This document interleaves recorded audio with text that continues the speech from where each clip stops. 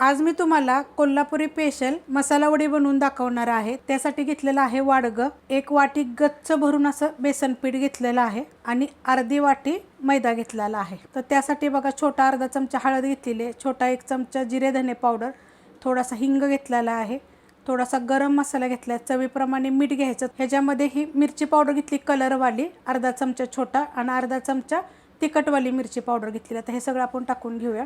आता ह्याला काय करायचं, पहिलं चांगलं मिक्स करून घ्यायचं। तर ह्याच्यामध्ये आपल्याला तेल टाकायचं। तर ह्या चमच्याच्या मापाने मी 4 चमचे तेल घेतलं होतं, चांगलं कडकडीत गरम करून घ्यायचं।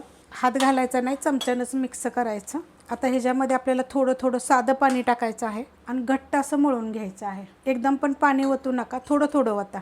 मस्त असं बघा मळून घेतलेलं आहे, वाडगं घेतलेलं आहे। तर आता आपण सुक्क खोबरं खिसून घेतलेलं, त्यात टाकणारे 2 चमचे सफेद तीळ हलकेसे भाजलेत बघा। 1 चमचा मोठा बघून मी ही खसखस पण घेतलेली आहे, पण खसखसला पण मी हलकेसे भाजून घेतलेले। 1.5 चमचा मी जिरे धने पावडर घेतलेली आहे, अर्धा चमचा गरम मसाला घेतलेला आहे। मीठ टाकायचं, मीठ आपण टाकलेलं असल्यामुळे ह्याच्यामध्ये थोडंसं कमीच टाका मीठ। ह्याच्यामध्ये टाकायचं आपल्याला हिंग पावडर, छोट्या आकाराचा चमचा बघा, अर्धा चमचा हळद आपली घरची असल्यामुळे मी कमी टाकते। ह्यात टाकणार आहे मी कांदा लसूण मसाला। आता त्यात टाकणार आहे लसूण आणि आलं मी कुटून घेतलेलं आहे बघा। त्यात टाकायचे कोथिंबीर, मळून घ्यायचं, चांगलं असं कालवून घ्यायचं। अशा पद्धतीत झालेलं आहे, गोळा करून घेतलेला आहे बघा। आता लाटून घ्यायचं, तुम्हाला हवा असेल तर खाली थोडंसं कोणतं पीठ लावू शकता। मस्त असं बघा लाटून घेतलेलं आहे, जास्त जाड नाही आणि जास्त आपल्याला पातळ पण लाटायचं नाही, अशा पद्धतीत लाटायचे। आता ह्याच्यावरती आपल्याला काय करायचं माहिती आहे का, थोडंसं तेल लावून घ्यायचं। तेलाच्या जागी तुम्ही थोडंसं पाणी जरी लावलं तरी चालतंय। आता ह्याच्यावर आपण असं टाकून घेऊया आणि पसरून घ्यायचं, थोडीशी जागा साईडला ठेवायची।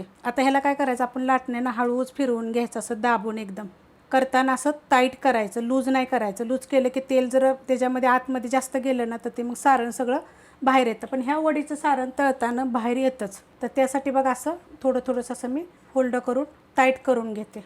आता ही साईडची बाजू आहे बघा, ही पण घ्यायची दाबून चांगली। आता आपल्याला जी सुरी घ्यायची आहे ना, तिला पण थोडंसं असं तेल लावून घ्यायचं, म्हणजे आपल्याला कट करायला व्यवस्थित येतं। आणि ही वडी की नाही तिरकीच कापली जाते, तर तिरकीच कापायची। तुम्हाला मी एक दाखवते, हे बघा अशी कट करायची आणि थोडी अशी दाबून घ्यायची आपल्या हातानं सुद्धा।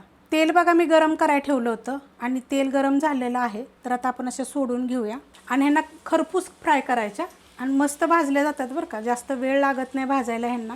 हे बघा काढून घेऊया आपण, एकदा हलवल्या का नाही खालची साईड आणि एकदा परत पलटी केल्यावर एकदा हलवायच्या। वडी बघा किती खुसखुशीत खरपूस झालेली आहे, सगळ्या साईडून एकदम मस्त अशी गोल्डन कलरवर मी भाजली गेलेली, एकसारखी भाजली गेलेली आतपर्यंत बघा। सारण तुम्हाला दिसत तसं मस्त अशी